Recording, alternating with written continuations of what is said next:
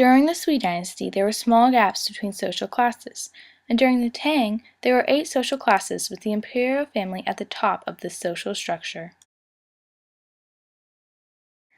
Next came the aristocracy, whose power fluctuated depending on the emperor in charge at the time. Then came the bureaucrats, or government officials.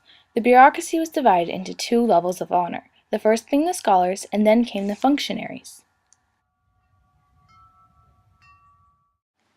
The eunuchs came next in the social hierarchy, for they functioned as servants in the emperor's palace.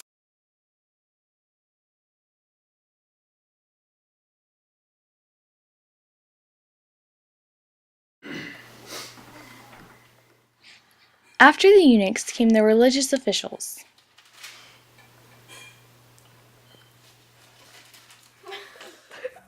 Then came the peasants, who were forced to work in the fields. And then come the artisans and craftsmen. Slaves were generally considered to not have any social status.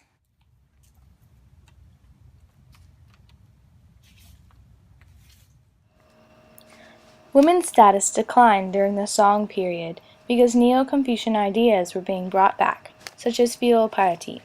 Therefore, women were subordinate to men. Foot-binding became popular during the Song Dynasty. It was a means of displaying status, for if a woman wasn't needed to work on their feet, it meant that they came from a wealthy family, and could therefore afford to have their feet painfully bound to the point where they couldn't even walk.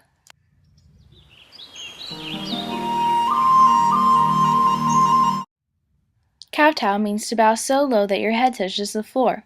This displayed respect for the ruler's supremacy.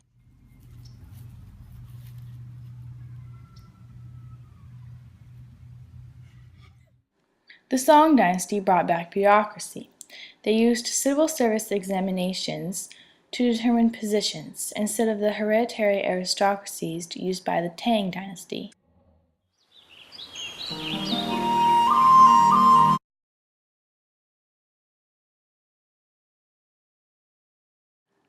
One of the Sui dynasty's many ambitious projects was the Grand Canal, which increased trade and benefited China's economy.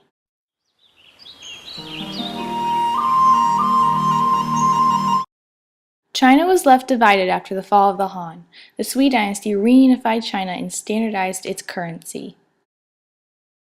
The Sui dynasty made many advances in science and mathematics, whereas the Song dynasty made many advances in shipbuilding.